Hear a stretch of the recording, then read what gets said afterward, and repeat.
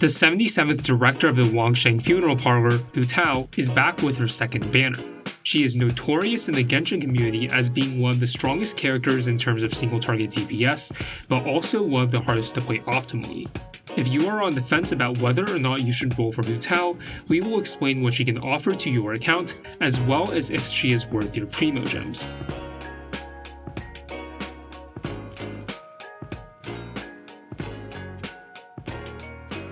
Before You Wish is a video series dedicated to noting the good, bad, and ugly of characters in Genshin Impact.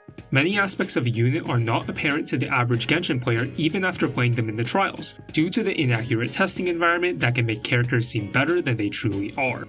Explicitly noting the pros and cons of these characters in full detail should inform you about how to push them to their highest potential and what it costs to do so. As always, if you enjoy a character for reasons like their voice actor, aesthetic, or personality, these videos are by no means meant to stop you from spending your Primo Gems on them. Instead, they should prepare you for the types of problems that you'll need to solve or work around to meet your gameplay expectations. Let's jump straight in by explaining what makes Hu Tao stand out among the rest of the cast. Hu Tao's main damage source is her charged attack, which can be executed very fast in her skill form and has no internal cooldown, meaning that she can make full use of Vaporize or Melt to push her damage further. Hu Tao's elemental skill infuses her normal attacks with Pyro and decreases her HP by a set amount, while giving her an attack bonus based on her max HP. It also increases her interruption resistance and makes her charged attack animation faster. The HP drain lets her maintain uptime on her Ascension 4 passive, which provides her with a Pyro damage bonus when her HP is below 50%. Hu Tao's position in the meta is simple. She's a powerhouse when it comes to single target damage. The problem, however, is that in order to reach the upper ends of damage output, there are many issues that Hu Tao players have to contend with. First of all, she's a single target focused unit. While she has the ability to hit multiple units with her attacks, the situations where her AoE is significant are sparse. Hu Tao's kit emphasizes managing her health since her elemental skill burns a significant amount of HP.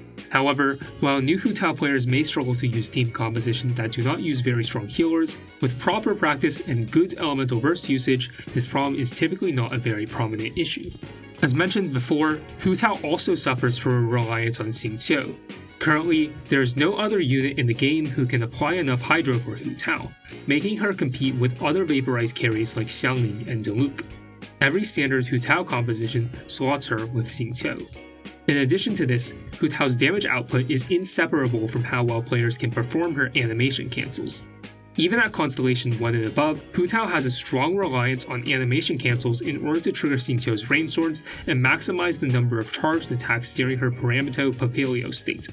Without animation cancels, Hu Tao's powerful charged attacks become difficult to control because of her lunge distance and Genshin's targeting priority between multiple targets. Using jumps or dashes allow Hu Tao to control her positioning and begin the next charged attack much sooner. This, however, brings up an additional issue. Dashes and charged attacks will rapidly consume her stamina, forcing Constellation 0 Hu Tao to use jump cancels to optimize her damage. It is not uncommon for her to run out of stamina to dodge attacks with poor stamina management. In summary, Hu Tao is a very strong unit, but the lack of good free-to-play weapon options, as well as a large portion of her damage being locked behind her first constellation and animation cancels, make her both an expensive and difficult unit to play. While her single-target damage is notable, players need to be mechanically skilled to make her stand out. Because of her stamina management issues without her first constellation and her lack of AoE, she can seem underwhelming and risky to play. When it comes to her constellations, Hu Tao's first constellation is undoubtedly her best. It makes her charged attacks consume no stamina during her Paramita Papilio state, which can make Hu Tao's gameplay less clunky. It encourages the player to learn her dash cancels, which are much easier to use than jump cancels, and enable Hu Tao to reach greater damage heights than she would otherwise. Her second constellation gives a boost in damage to her Blood Blossoms, which is a status effect applied when Hu Tao hits enemies with a charged attack. Because her Blood Blossoms don't contribute as much damage as the rest of her kit, this constellation is not a significant damage boost. Her third constellation gives 3 extra levels to her elemental skill. It's about an 8 to 10% increase in damage overall, but is less of a boost compared to what you would get from obtaining the Staff of Homa.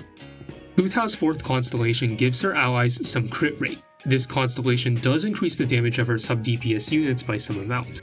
However, since the effects of this constellation do not affect Hu Tao's personal damage in any way, and Hu Tao will generally be the main damage source of any team she's on, it is not recommended to pull for this constellation. Hu Tao's 5th constellation increases her elemental burst talent by 3 levels. While her burst does deal a decent chunk of damage, it isn't a huge portion of her DPS, making this constellation less than stellar.